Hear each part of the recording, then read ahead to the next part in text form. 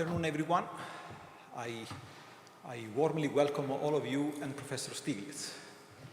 It's a great pleasure and honor to have all of you here in this very nice and great room.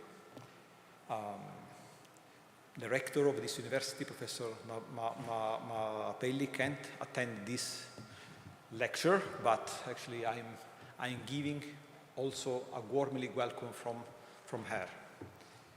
We are especially proud to host this conversation today because Professor Stiglitz is well known, he's a Nobel Prize, but he's not just a Nobel Prize, and just for a Nobel Prize is something strange. But he was able to affect politics, policies around the globe. Politics and policies in many areas, including many different stuff, including inequality. And actually, the role of Professor Stiglitz goes beyond academics and has a very important impact on the society.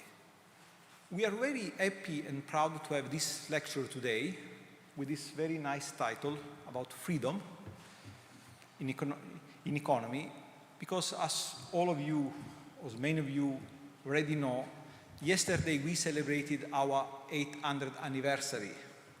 The University of Padua was established in 1222 by a group of students and professors escaping from Bologna. This is the only university not established by a king or by a pope. And students, professors established this university to do what? To have free in teaching, to be free in teaching and research. That's our core value of this university. This is our core value. And actually, from this perspective, this is very, very, very important. And actually, so given this big celebration we are having this year, this lecture is especially appropriate for this goal. I don't want to say more words because Professor Stiglitz deserves all the time he wants, actually.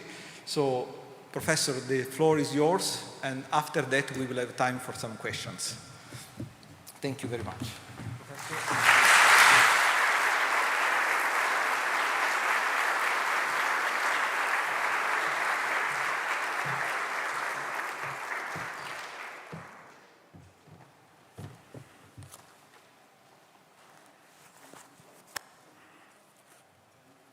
Well, thank you very much for that introduction, and it's a real pleasure to be here, and particularly to speak on this topic at this university, because as probably most of you know, this university was founded on the principles of freedom, and that subject of freedom is very much in the air today. I'm going to speak about freedom from a particular lens of an economist, but I think an economist lens has a way of maybe saying something about freedom that may be instructive. There is a simplistic reasoning that sees freedom and coercion as simple antitheses of each other. For instance, an individual has the freedom to wear a mask or not, or to get a vaccine or not, or contribute financially to the defense of the country or not.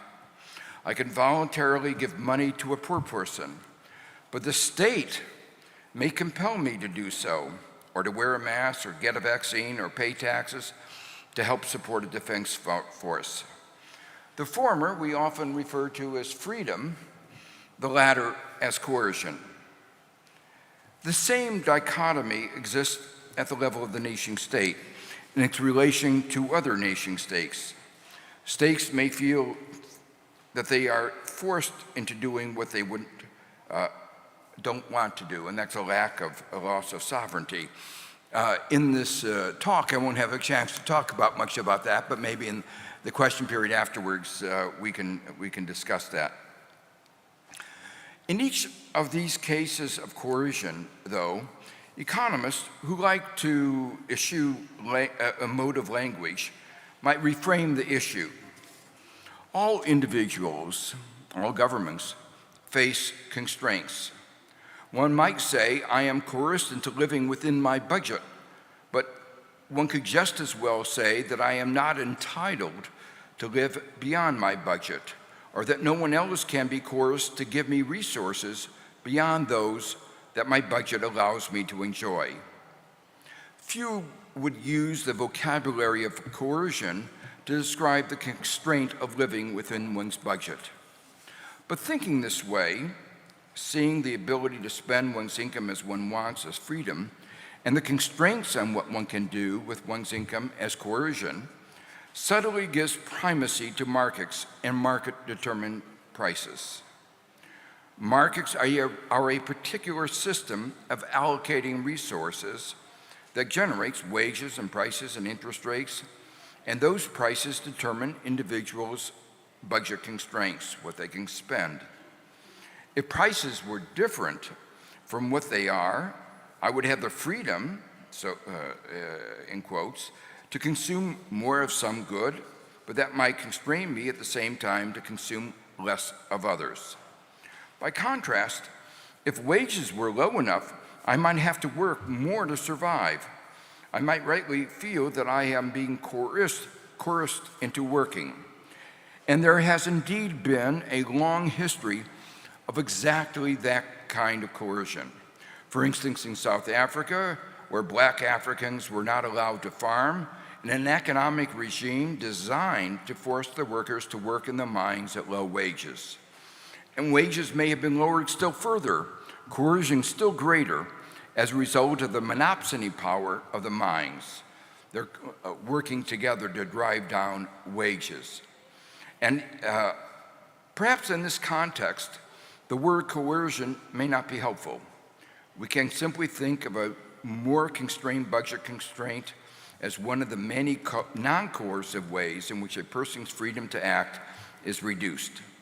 What matters, though, is a person's freedom to act. Changes in his opportunity set affect his freedom to act. In short, the market always constrains what we can do, or I might have been more accurately said, scarcity constrains what we as individuals and as society can do. These constraints we do not naturally call a loss of freedom. But when the government or market power steps into the allocated process, we often describe the additional constraints thereby imposed as a loss of freedom. We can clearly see how such public interventions in the natural workings of the market or such deviations from competitive markets might seem coercive, restricting our choices from what they otherwise would have been. But again, why should we give primacy to the prices that might be derived in a fully competitive market with, say, perfect information? Competitive markets are only one way by which resources might be allocated. The primacy of competitive prices is to be questioned, particularly because research and thinking in economics over the past half-century have explained the multiple distortions in the economy. No market economy even approximates that competitive ideal, and no real modern economy even approximates a pure market economy. Should we say that to the extent that wages are below what they would be in such a world, or food prices are higher than they would be, individuals are coerced into working more? I don't know whether the vocabulary of coercion helps us understand what is occurring in these situations. But the economic analysis should undermine a libertarian view as arguing that any such intervention is wrong, as if it represents a loss of liberty. There are, in fact, at least two fallacies in the libertarian view. Market-based coercion, where there is a fine for not wearing a mask, is simply a change in the budget constraints facing an individual. To argue that there should be no government intervention in budget constraints is to argue that there is something sacred about market prices. But I have seen no persuasive argument for why that should be so, and the above discussion and that to follow strongly suggests that it should not be so. The examples with which I began this speech provide an even more cogent set of arguments. The pandemic brought home the importance of public health externalities, how one person's actions affect the well-being of another in ways they won't take into account unless they are other-regarding, and won't take sufficiently into account unless they are very other-regarding. The hypothesis underlying almost all of economic analysis is that individuals are not so other-regarding. Indeed, most of economic analysis is predicated on the hypothesis that they are really totally selfish. That's what most of your economics courses have begun with. The presence of such externalities means, in the vocabulary that we used in the beginning of this discussion, that one person's actions affects the opportunity set of others in ways that are markedly different from how they would be mediated through an ideal, perfectly working, competitive marketplace. The most obvious example is murder. My liberty to kill you deprives you of your entire opportunity set, your ability to live. One person's freedom is another person's unfreedom. And that is really one of the major messages of this talk. That this is so seems so obvious as to be banal. But to one extent or another, the hard choices facing society are but variants of this theme. Your right to carry a gun increases probabilistically the infringement of my right to live, as does your right not to wear a mask or not to be vaccinated. And as many of you know, these are the big controversies going on in the United States. And what I'm trying to argue here is that view actually has no intellectual merit. Some libertarians might agree with governmental interventions designed to limit deviations from the competitive equilibrium. For instance, a monopolist's right to exercise that power by raising his price to whatever level he wants obviously affects my budget constraints. It reduces my liberty to spend. If I want to buy so much of his good, I am forced to give up more of the consumption of other goods. Perhaps more telling, if the monopolist has a monopoly over a drug I need to live, he has real coercive power.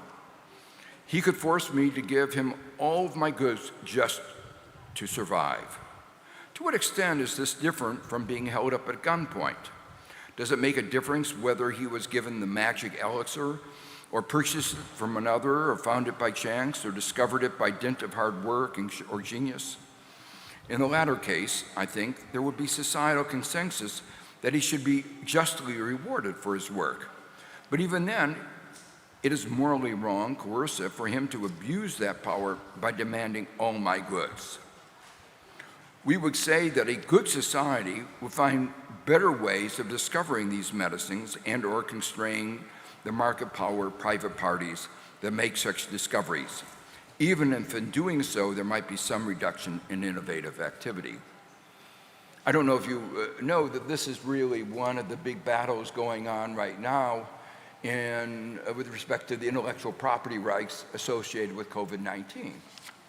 And the result of that that battle going on in Geneva, where I just came from, is that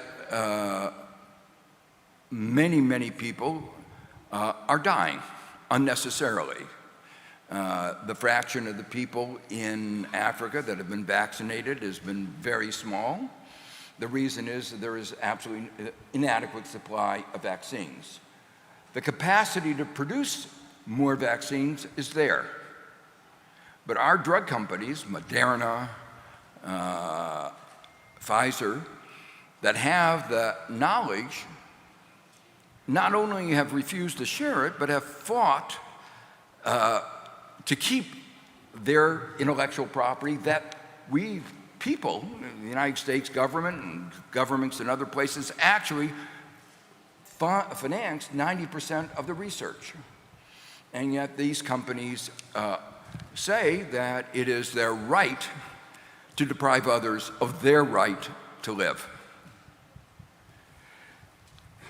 Externalities are pervasive. We're experiencing them globally in public health and in climate change environment. There are large knowledge and informational spillovers. Conflicts, especially armed conflicts, have enormous impact, as Russia's invasion of Ukraine reminds us. Standard economics argues that intervention is justified by the presence of externalities. It is justified to affect any actions that affect the magnitude of those externalities. But my colleague Bruce Greenwald and I show that whenever there is incomplete and asymmetric information and imperfect risk markets, that is always, there are pecuniary externalities that matter, i.e. that affect the efficiency of markets. A particular set of externalities is of special importance in this context, those associated with inequality. In a society with a fixed amount of resources, expanding one individual's budget constraint, enhancing his freedom to spend, necessarily entails constraining others. In such a setting, the vocabulary of freedom is not helpful in guiding the critical choices. Why is the initial endowment, the initial distribution of assets natural, such that a deviation as a result of the imposition, for instance, of a progressive tax, a deprivation of the liberty of the taxed individual? Indeed, we can look at the issue much as we did through the lens of externalities, where one person's freedom was another's unfreedom. Taxation can expand the opportunity set of one individual, increasing his freedom to act, or in Marxist Engels vocabulary, his capabilities, as it contracts the opportunity of another. It is not possible to say whether liberty in the particular sense we have been using the term is greater or less than in the society with or without the redistribution. Whether such a redistribution of freedoms is desirable is a matter of judgment, but clearly standard welfare analysis in which we identify circumstances in which social welfare is increased may be helpful in reaching a judgment. There may be a broad consensus that a non-distortionary redistribution from a rich person to a poor is desirable, especially when there is no moral basis for the initial inequality. For example, if it arises simply out of luck or perhaps inheritance, or even more so if it arises out of exploitation. Arguments such as the one presented by Sen in Development as Freedom would strongly argue for public interventions that expand individuals' capabilities and thus opportunity sets their freedom to act. There is also a broad consensus on the desirability of at least some redistribution when inequality itself gives rise to an externality, where inequality adversely affects economic performance or has social and political consequences. My earlier book, The Price of Inequality, emphasized the multiple ways in which inequality has, in fact, had these adverse economic, social, and political effects. That's why I talked about the title was The Price of Inequality, that we pay a high price for it. Here I want to expand on some of the reasons why this is so. The standard welfare analysis is conducted within an individualistic framework in which individuals' preferences and cognitive lens are fixed. But a new strand of behavioral economics has emphasized that both are endogenous and, most importantly, to a large extent, are socially determined. To use the economist jargon again, there are large social externalities. Such expansion of the lens through which we look at society has profound normative implications, for it means that the standard economist framework focusing on Pareto efficiency does not suffice. An economy is Pareto efficient, named after the great 19th century Italian sociologist and economist Vilfredo Pareto, if no one could be made better off without making someone worse off. It is a concept used when economists wish to avoid making all value judgments about distribution. Pareto efficiency simply serves to remind us that we need to take into account imperfections of information and the cost of running markets. But the concept is too limiting. And when preferences themselves are endogenous, we have to ask deeper questions about what we mean by the good society and good people. Consider two possibilities: a capitalism that breeds selfish people who exploit each other and who get enormous disutility out of regulation. So Pareto optimality entails allowing them to exploit each other. I think all of you know, looking at America, some of the people who I'm talking about who've been bred in that way. One of them became our president. A cooperative society, compare that with another scenario, a cooperative society that breeds other regarding people who cooperate with each other while at the same time exercising their individualism, but who accept the need for and desirability of regulations to prevent harmful activities and to encourage still greater thoughtfulness and cooperation. 20th century economics said that we can say nothing about the relative merits of these two societies. In each society, preferences were different, and we could only ascertain how good an economic system is in delivering well-being given those preferences.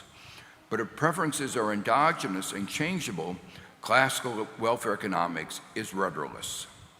Which set of preferences and beliefs should guide our judgments? It has nothing to say about that.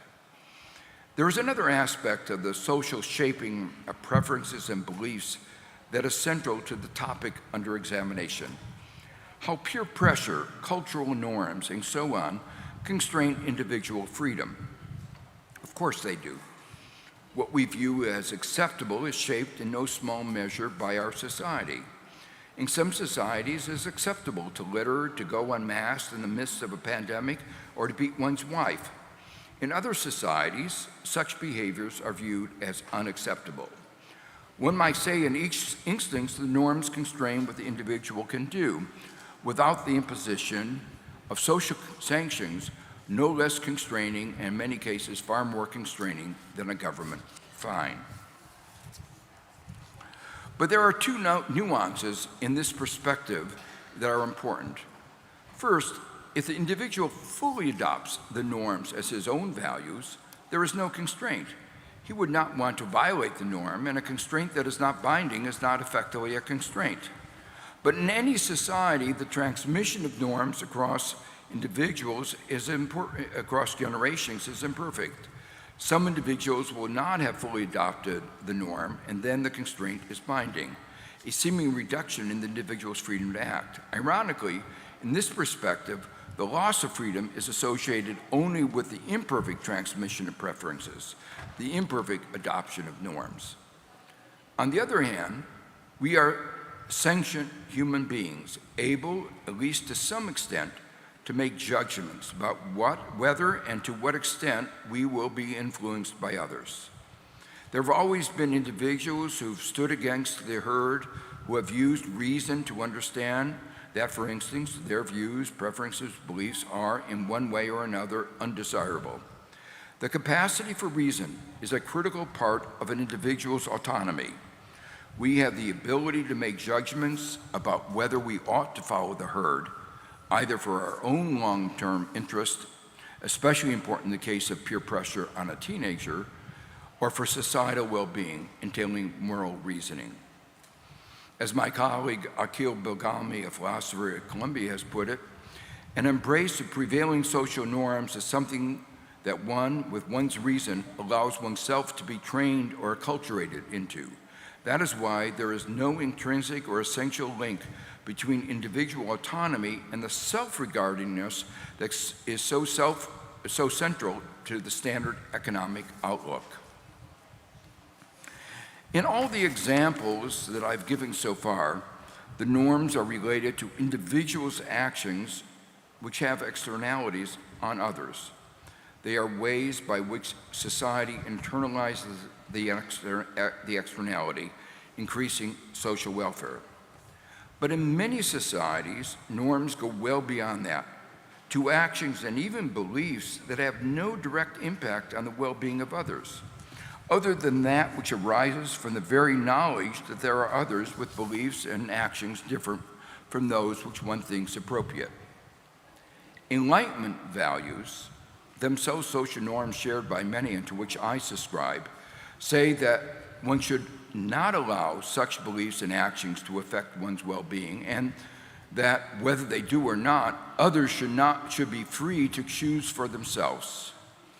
No one should impose social sanctions on someone else simply for holding different beliefs. Even if one does not want to interact with such individuals, public policy should certainly not discriminate against them, and there should be no public sanctions. The principles of tolerance that I've just described would be widely agreed on. At least that was what I thought before what's happened in America in the last couple of decades. Many of today's right do not subscribe to that view. I suspect that any constitution written today would attempt to enshrine such values as both constraints and entitlements for public action. Still, deep adoption of the Enlightenment values of tolerance is more difficult, for it entails the commitment to a certain mindset, and there seems a natural proclivity to shun those who do not share our values, a point to which I will return shortly. Still, one of the marked changes of the past 50 years has been what I see as the advancement, at least among some people, of this kind of tolerance. Here is where economists and moral philosophers have to work together. It is intuitively clear to me that a society marked by cooperation and tolerance is fundamentally better than one marked by greed, selfishness, and intolerance. Extreme versions of the latter that have appeared on the American scene in recent decades are truly loathsome. But we need to explain why they've arisen and why they are so loathsome. And it's more than just a matter of just invoking the concept of Pareto efficiency that I referred to earlier. The positivist economic agenda, beginning at least from my teacher, Paul Samuelson, could only go so far, and in many ways it was misleading and indeed misled policy for more than a third of a century. I return to this again shortly. Once we expand our analysis into the social determinants of behavior, matters become more complex because we have to consider a variety of other constraints on freedom to act that most would consider not coercive, but many today would describe as coercive, as I've already mentioned. Social pressures, for example, constrain our behavior because of our sensitivity to judgments of others, or self-censorship, for example, limits on what we say or write that are self-imposed. Of course, when those behaviors arise from fear of explicit coercive action, that one might be put into prison, for instance, then such constraints should rightly be called coercive. But if they arise from fears of disapproval of one's friends, that is more difficult territory, but territory that is at the center of much public discussion today. I refer to what in the United States is called cancel culture. I don't know to what extent that has gone across the ocean, but it's become a very big issue in discussions in America.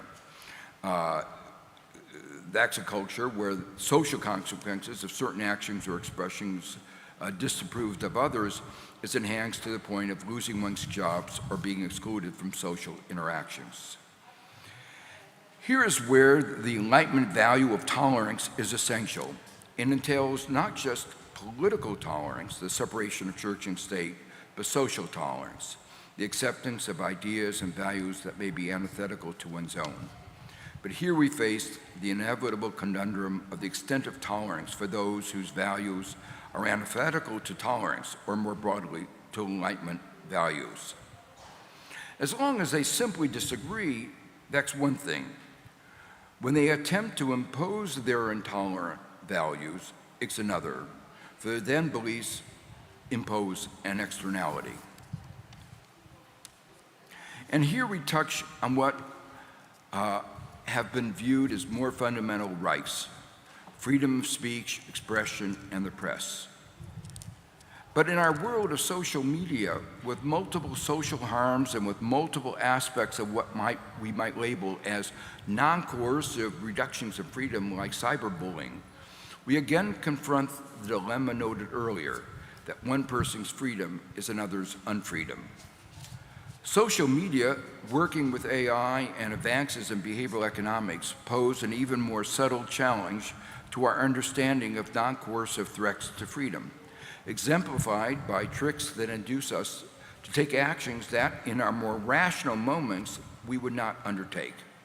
Has the compulsive gambler who is enticed to gamble away his wealth lost in some sense his freedom to act by the seemingly non-coercive action? In one sense, he was free to resist the enticement, but in another sense, those who enticed him knew that he was not likely to resist. Public policy has been directed to at least curb this kind of exploitation, which can lead to even greater societal harms. Think of food companies inducing children and adults to eat foods that are harmful and have contributed to the epidemic of childhood and adult diabetes, or the Sackler-owned drug companies in the United States that led to the opioid crisis, or the cigarette companies that made their products more addictive without consumers even knowing it. I believe that interventions in the free market to circumscribe these forms of corporate behavior were correct. And while they restricted the freedom of, say, the Sackler family, they expanded the freedom of others in ways that enhanced the well-being of our society. Whether such interventions were a Pareto improvement is no matter. In fact, the fact that Sacklers, that was the family that produced the opioids in the United States, the fact that they were worse off is of not much moment. The broad consensus of the desirability of such interventions, even so, only reinforces the conclusion that economists' focus on Pareto improvements is misguided. Let me expand for a moment on the desirability of curbs to social media. The companies have a business model that profits from engagement. And engagement is increased when individuals are emotionally enraged. AI algorithms have targeted different individuals with different information designed to enhance their engagement. This fragments the information structure beyond anything that had previously been possible, and in ways that have enhanced polarization, which itself is a social harm. The ability to create separate communities and reinforce disparate beliefs has made matters still worse. Virality meant information could spread quickly, more quickly than antidotes to the mis- and disinformation could be designed. The lack of transparency in who gets what messages has meant that the antidotes could not be effectively delivered in the relevant time span, if at all. Making matters worse is the strong interaction between information and market power. Information economics in all its dimensions can lead to market power, and market power enhances the ability to exploit limitations in information. Elsewhere, I have pointed out how information economics helps explain the limited competition in media, including social media. As they garner more information through traffic on their platforms, social media companies gain a competitive advantage over others, enhancing their market power and their ability to exploit. There is an increasing consensus over the need to regulate social media. The EU, for instance, has adopted the Digital Services Act, DSA. A central question is the design of these regulations in a way to prevent the harms within democratic frameworks that emphasize, for instance, freedom of speech. Societies, even the US, have, however, not taken absolutist positions. There are prohibitions against fraud, lying in the commercial context where the lie results in harm, false advertising, child pornography, and crying fire in a crowded theater. Some countries ban hate speech. In each of these situations, there is a recognition that one person's freedom is another's unfreedom, that the social cost of the absence of a constraint is high. Clearly, the greater harms emanating from mis and disinformation on social media, for example, change the balancing entailed in the design of all regulations towards greater intervention, especially when such intervention is directed at the extent of virality. This discussion has highlighted the notion that the Pareto criteria is insufficient for guiding moral judgments in public policy. That's important because most of the work in economics has used that as the criteria for judging that the markets are a good way of allocating resources. I want to return here, though, to the theme of coercion and freedom. Historians of economic thought, looking at the totality of Adam Smith's writing, including his theory of moral sentiments, suggest that he was focused on individuals' well-being broadly construed, including individual sensibilities for the welfare, well-being of others. If individuals care about others, then a mass requirement is not coercive. As economists put it, they have again internalized the externality. They may have done so perhaps because they have realized that they themselves might be worse off. The spread of COVID-19 may in the end increase their own probability of death, so that it is their own narrow self-interest to pay attention to the social consequences of their actions. But alternatively, they may have done so because of their empathy with others. I think it could be well argued that a good society is one in which individuals feel such empathy, at least to some extent. The two perspectives are, of course, normally intermingled and cannot be easily separated. Consider, for instance, the question of progressive taxation. A society with high levels of inequality may be marked by high levels of crime, forcing the super rich to live in gated communities. The quality of life of the rich may be enriched were they to live in a society with less inequality. Moreover, there is evidence that economic growth is greater in economies with less inequality. And while there is little evidence of trickle-down economics, faster growth does not necessarily improve the welfare of the poor. There is evidence of trickle-up economics. Those at the top do better if there is faster growth. At least probabilistically, the rich may be better off with at least some degree of progressive taxation. In well-functioning societies, much of the effort at socialization, the social formation of preferences that I talked about earlier, entails inducing individuals to internalize the various externalities I've talked about.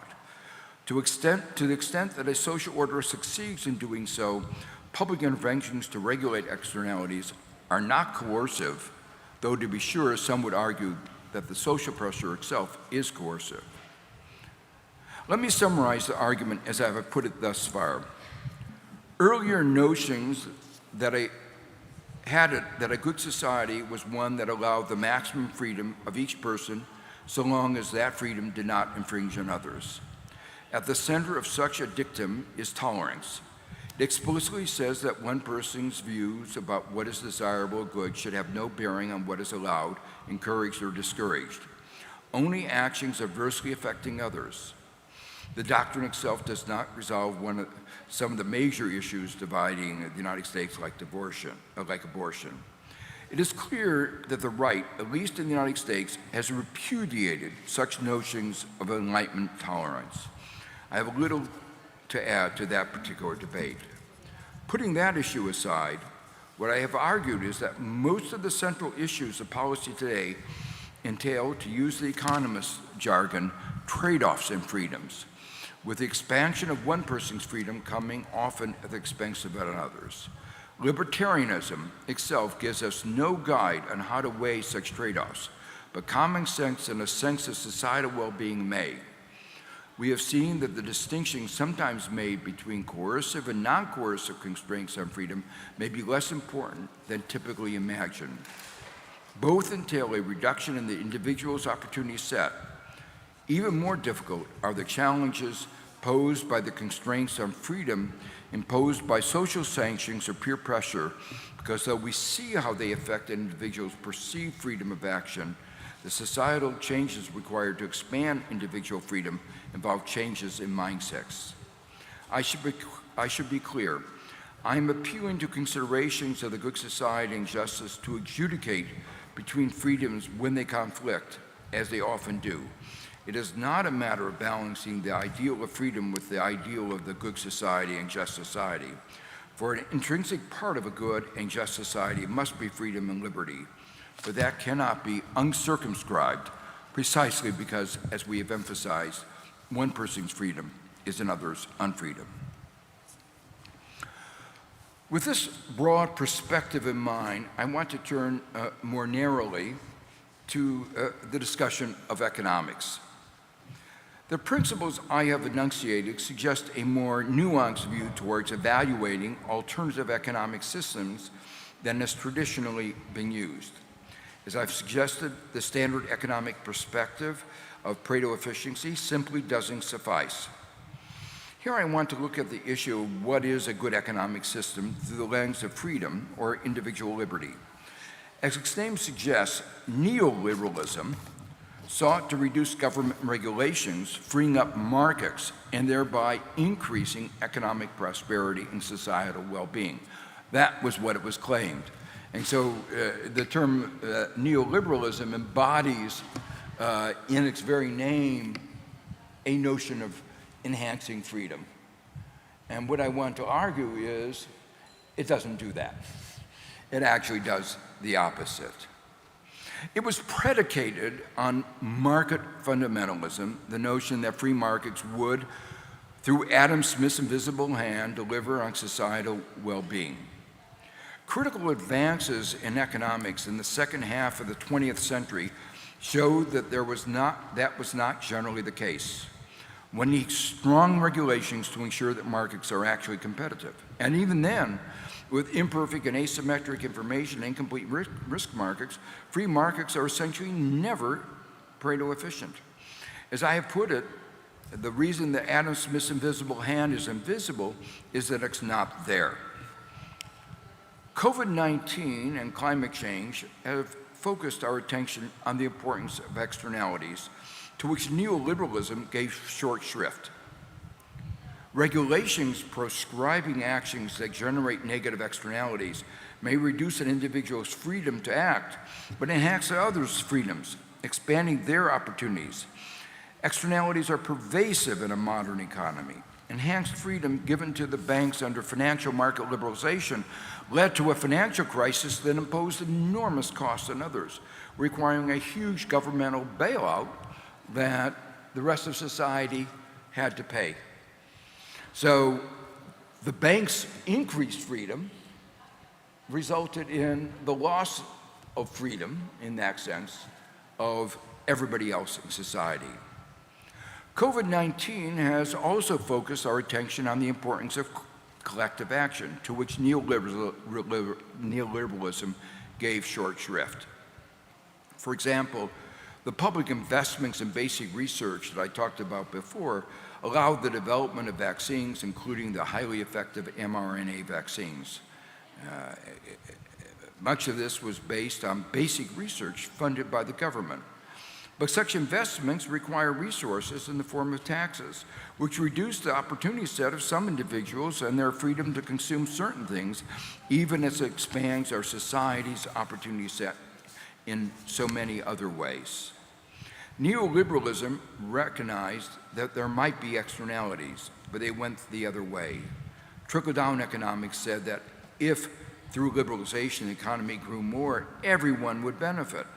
There never was a theory that supported this hypothesis, and in fact, evidence over the past 40 years shows the opposite. Liberalization overall led to slower growth, and the fruits of what limited growth occurred overwhelmingly went to those at the top. People in the middle saw their incomes stagnate, and many towards the bottom saw their real incomes fall, especially in the US. Some numbers are just hard to believe, but at the bottom, real wages in the United States are lower than they were 60 years ago.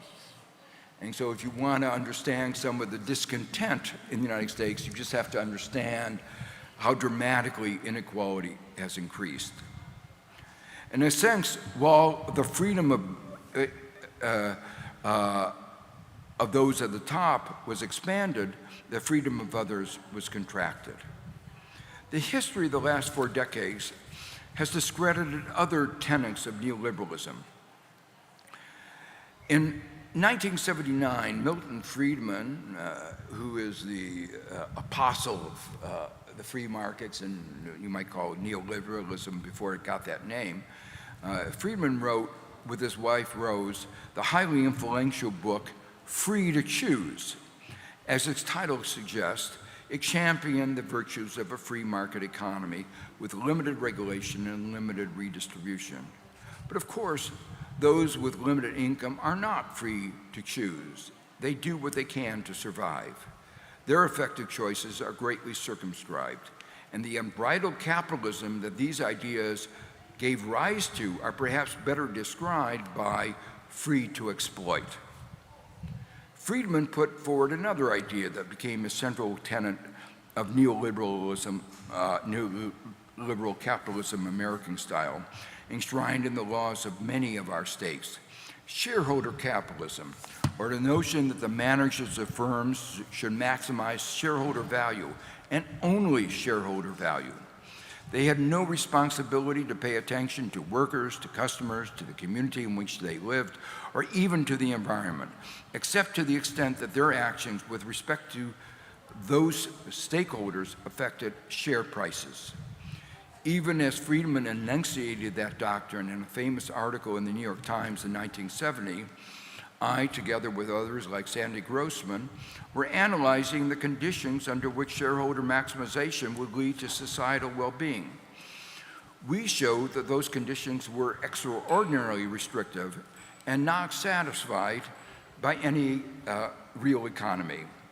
But our articles were published in journals like the Quarterly Journal of Economics or the Journal of Finance, and didn't have the influence that his published in the New York Times did. Maybe it's a lesson about where you should publish your articles. He was an apostle of the free market, someone of enormous persuasive abilities, putting forward arguments that people like Ronald Reagan and Margaret Thatcher wanted to hear. He was a little concerned about whether there were analytics behind those arguments. I hope this is the moment in which neoliberalism's failures are so apparent that it will be abandoned. Gabriel Boric, Chile's newly elected president, captured the spirit of today's moment on the eve of his primary victory when he said, "If Chile was the birthplace of neoliberalism, it will also be its grave." Those who know the history, Chile under the dictator of Pinochet,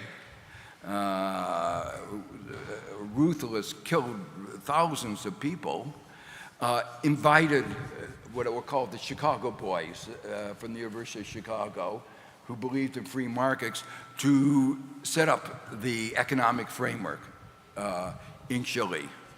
And it has been an economic system that has not worked in Chile, but was widely imitated in many other countries.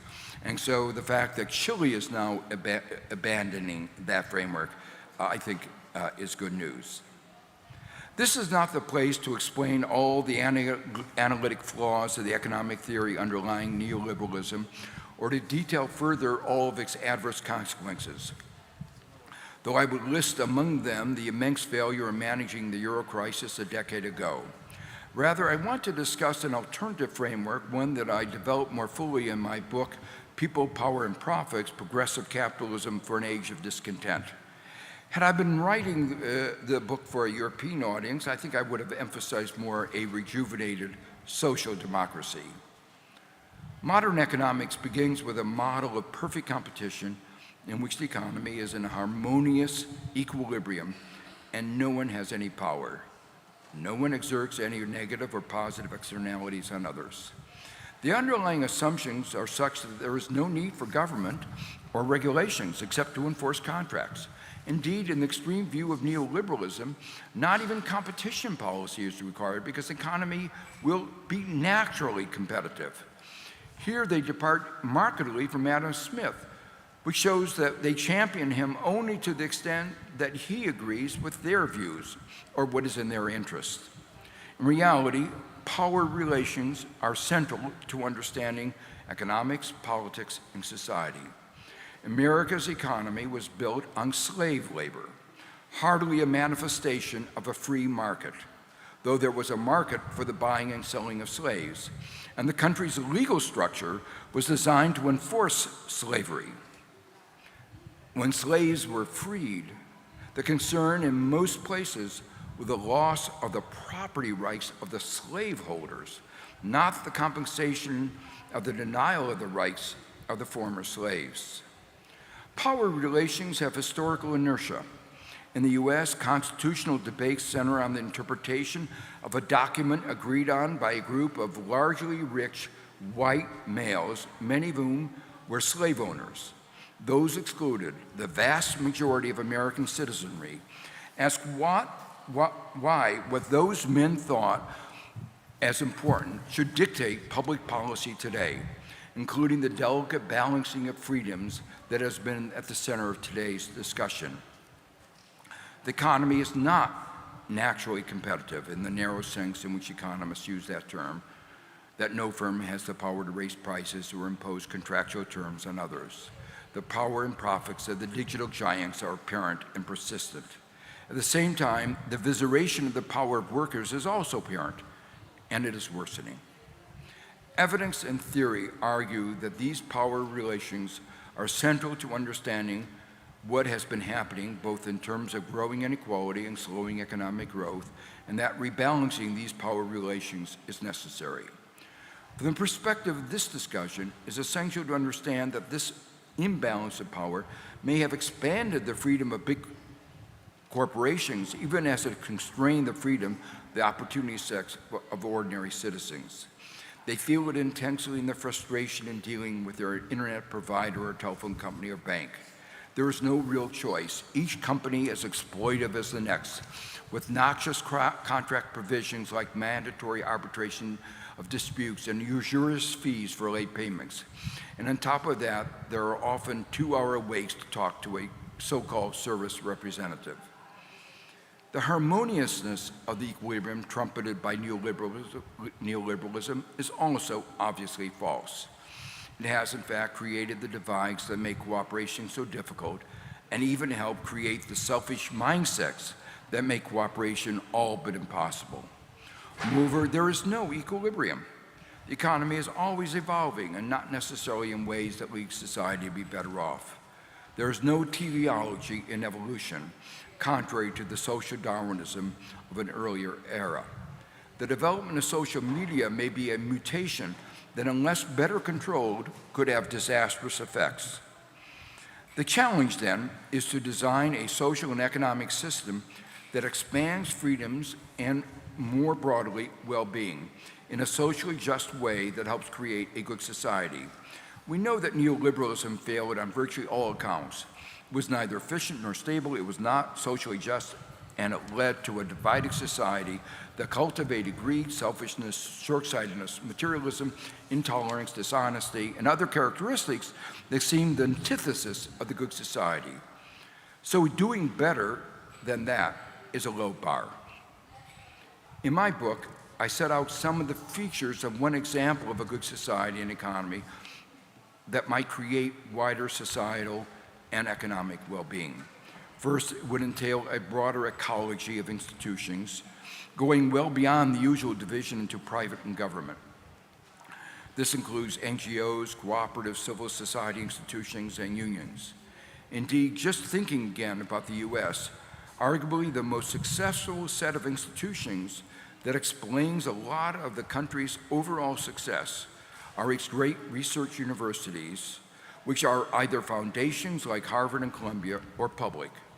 Exemplary of for-profit universities is Trump University, which excelled only in exploitation of those who wanted to get ahead. Likewise, the cooperative part of the US financial system, was the only part of that system that behaved in a socially responsible way both before the 2008 financial crisis and after. Before, these institutions did not take part in the kind of predatory lending that marked most of the country's major banks. After the crisis, they continued to lend to small and medium-sized enterprises, while the big banks withdrew funds just when they were needed most. Secondly, this alternative framework economic system entails a greater role for collective action in all its forms, class action suits, unions, and government, and a better balance between the private sector and collective action, including governments at all levels. If communism went too far in one direction, Reagan-Thatcherism went too far in the other. And the third way, reflected by the triangulation of Clinton, Blair, and Schroeder, was an insufficient correction. It embraced neoliberalism, materialism, and markets, and ignored concerns of social justice to a degree that might not have been acceptable in a world in which communism and market economies were competing for hearts and minds. As I have emphasized, this better balance entails regulation to curb the agglomeration of power and pervasive negative externalities. But it also entails more public investments, including in children and more broadly in the social infrastructure. These investments will enhance the opportunities, the freedoms of ordinary citizens, and it provides for greater social protection against the vicissitudes of life, including those arising from markets, even when they are tempered and tamed. I believe that an agenda of social justice, one that attempts to reduce the levels of inequalities from the extremes to which they have risen in recent decades, and which is especially attentive to inequalities that arise from various forms of exploitation, has to be part of an alternative system that is part of a good society.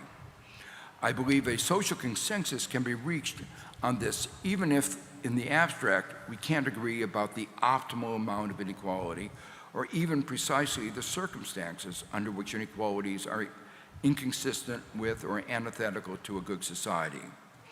In The Price of Inequality, I argue that indeed much of the extant current inequalities arise from rank-seeking and exploitation and could be reduced without impairing overall economic performance.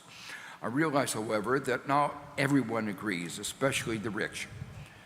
Many of them argue that the activities to which they garner their wealth are not rank-seeking and enhance the overall well-being of society, and curbing inequality would be well for reducing. Still, polls show that a vast majority have views that are inconsistent with an agenda of increased inequality, that are consistent with an agenda of increased equality of income, wealth, and opportunity. The democracy part of the social democracy agenda is crucial, but rejuvenating it necessitates rejuvenating the social justice part too in all of its dimensions. The reason is obvious and has already been noted. If there are excessive economic inequalities, those with wealth will use their wealth to advance their own interests at the expense of the rest of society. There is a persuasive argument that free market, unfettered capitalism is a system which devours itself. It creates by itself sufficient economic inequalities that get translated into political inequalities that lead to rules that are not really free market, but are really those that serve the interest of large corporate special interests. I have noted examples of this in my earlier book on globalization and its discontents. In this perspective, free market capitalism is not really self-sustaining. This raises a critical question. Besides circumscribing excessive inequalities, which we know are corrosive to the sustenance of democracy, is there anything else we can do to prevent capitalist interests from distorting our social, economic, and political systems? There is no easy or obvious answer, certainly no easily implementable magic formula. We can attempt to inculcate more deeply democratic values, which are suspicious of the agglomeration of power in any form. We can inculcate more strongly a commitment to freedom of press to ensure that actions that undermine democracy, democratic values, and processes are exposed.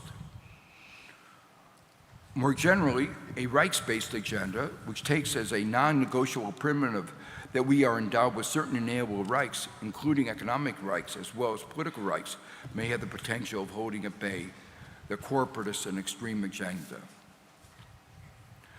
To conclude, for more than 200 years, lip service has been paid to freedom and liberty. But what that means in our complex, integrated society is not so easy to answer. I have looked at the subject through the lens of an economist, seeing in particular how externalities imply that one person's freedom is another's unfreedom. But I've argued that the models employed by economists in recent decades excessively narrow our vision, resulting in a set of doctrines loosely referred to as neoliberalism that have circumscribed the freedom of many, perhaps the vast majority, while bestowing freedom on a few to exploit others. This has led to a dysfunctional, materialistic, and divided society that has failed even in terms of the limited claims of efficiency made for it. But there is an alternative, one that expands the freedoms of the vast majority that I've referred to in shorthand as progressive capitalism. Nuanced reasoning, the hallmark of great universities like this one celebrating its 800th anniversary, is critical to providing guideposts for how we proceed. But as we experience this distinctive moment in history, we cannot but feel a sense of urgency. Thank you.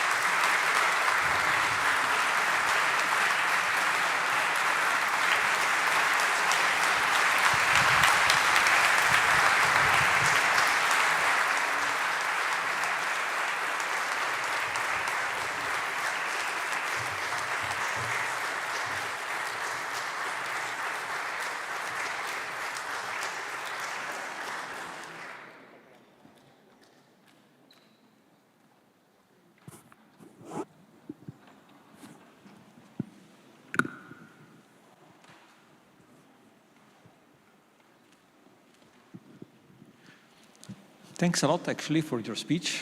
Very interesting and actually very nice. Many ideas. And I want to start from the end. As you said, we live in a complex societies with a lot of externalities.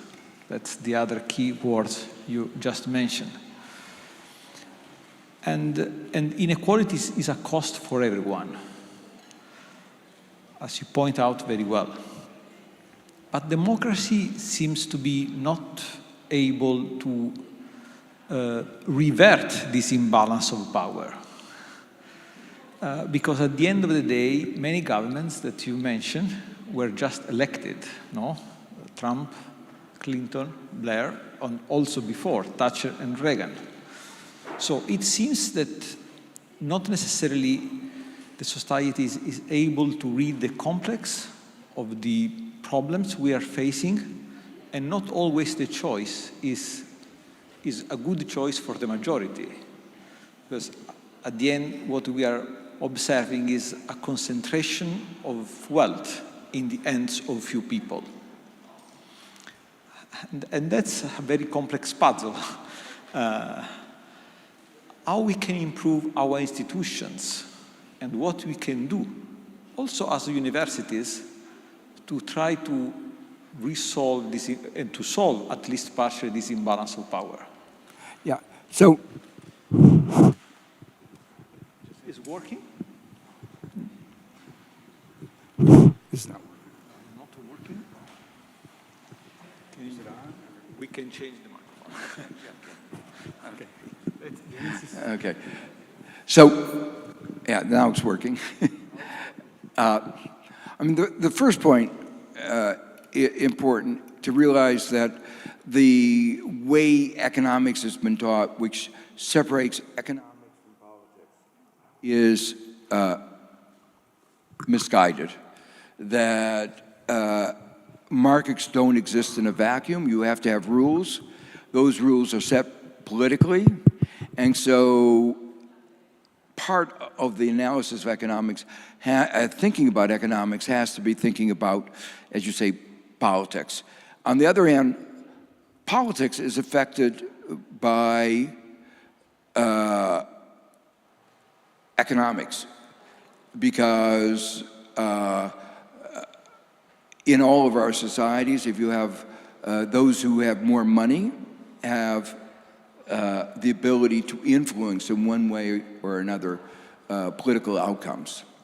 So that leaves one very pessimistic about what could happen. But let me be more optimistic for a moment. That is, we have, if there is enough political mobilization, opportunity to create political and economic rules that make the perpetuation of true democracy more possible.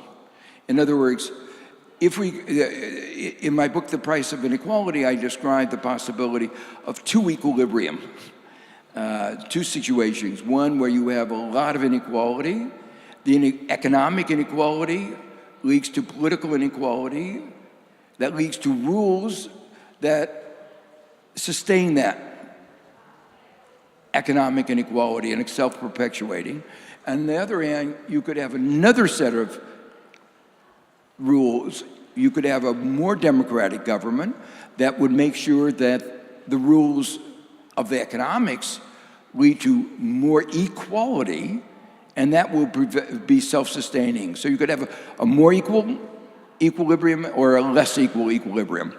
And my interpretation of the US was that it moved into this, what I call a bad equilibrium of high inequality, economic inequality, and political inequality.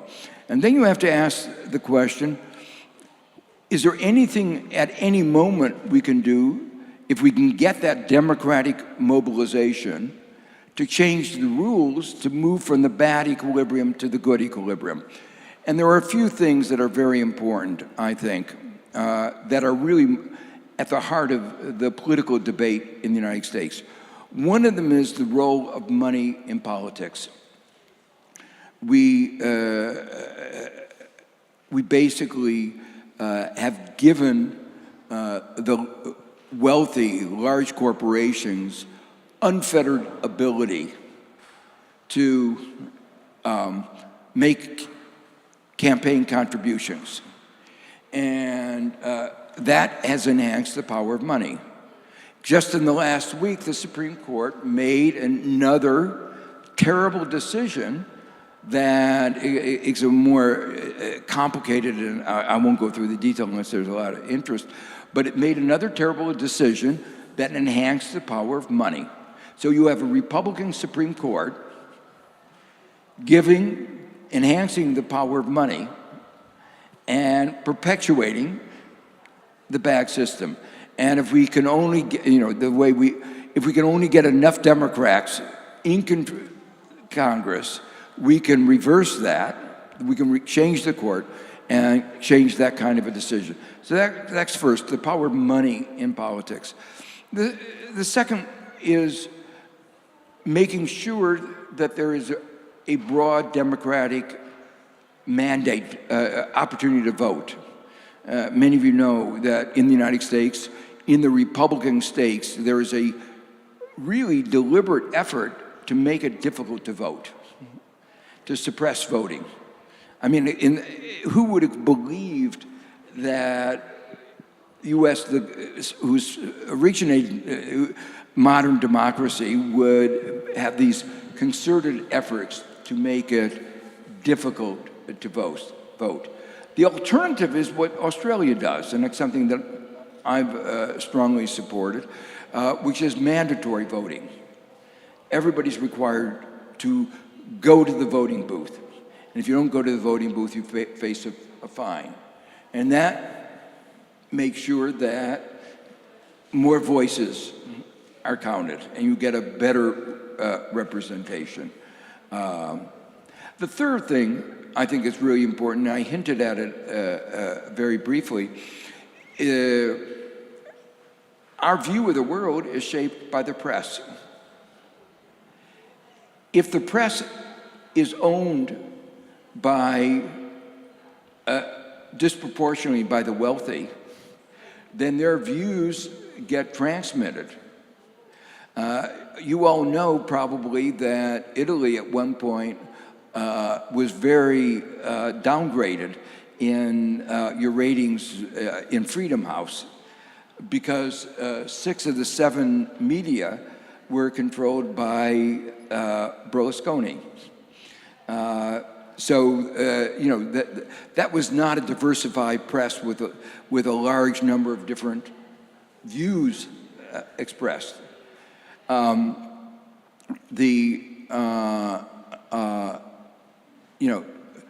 The social media, and there are particular laws that, I think having a good, strong public media, like broadcasting, with good institutions like Sweden does, where there's a high level of social trust, is one example.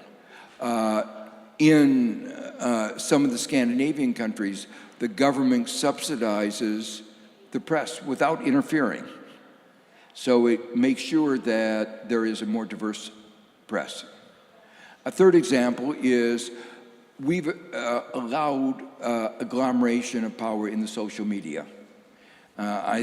Probably everybody here followed the idea that the most important vehicle for social media communication, Twitter, was about to be purchased by the world's richest person. And he was about to unleash unfettered lies, misinformation, and disinformation that served his purposes. Now, clearly something's wrong with that. Part of the thing was that there is no responsibility, no accountability in the way there is with the ordinary media. We call that Section 260. Anyway, the point is that there are many specific things, I think, that one can do in reforming our political system that can make it more likely that we can get this kind of social democracy working.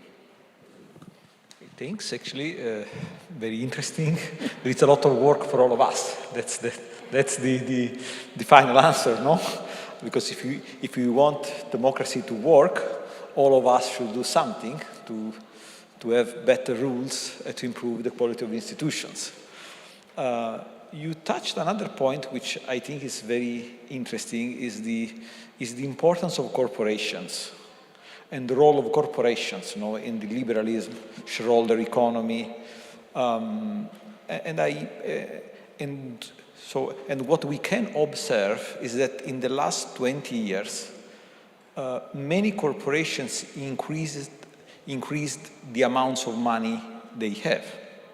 Now we have big corporations owing close to 10% of Italian GDP in cash, for example, and not just only one, but so many.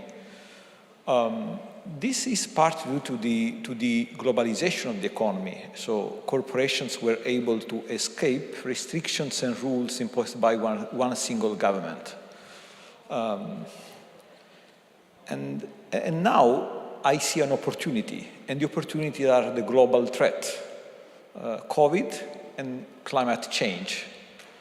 Do you think that, given that those global threats, should the answer, the solution, pass through global solutions, governments or big communities like European Union will be able to somehow decrease the power of big corporations, delivering something better for all of us? I don't know if this is... Yeah, I mean, I think that's a good question. is true even before this. I mean, let me begin by talking about the United States again. Even before COVID-19, there was an increasing sense in the United States that corporate power was growing out of bounds. And that growth in corporate power was playing a role in increasing inequalities, but it was also playing a role in, you might say, citizens' frustrations in a whole variety. I mentioned, everybody hates their telephone company, their internet. Competition was supposed to make sure that they paid attention to the consumer. And what happened is you have two companies, or one company, they were monopolists. And so there was a lot of anger. And so this has become a major thread in, major plank in the Biden administration. There are two professors from Columbia who are both very committed to fighting monopolies. One of them has, a young woman has become the head of the Federal Trade Commission, which is the commission that regulates competition, and the other one is inside the White House. So the sentiment in that sense, the intellectual sentiment, is very strongly for greater regulation, of better regulation of competition to make sure make sure there's more competition. But having said that, the Supreme Court is on the other side. The Supreme Court is consistently on the wrong side on every issue. So they have interpreted the current competition laws in ways to favor the big corporations. So there is a ongoing battle related, like the one on campaign contributions. If the Democrats get enough votes in Congress, which looks problematic, then there will be stronger competition laws. I think President Biden is very concerned about the level of corporate power. And a few financial companies control a very large fraction of the stock market. So we're back to the world that gave rise to the antitrust laws 125 years ago. And I think some of the harms of the corporation that I've referred to, like the childhood diabetes problem, the opioid crisis, the environmental crisis, the banking crisis, have made people much more suspect. And perhaps one of the most interesting aspects of this is companies like Facebook that 10 years ago everybody wanted to work there are now viewed as places that nobody wants to work there.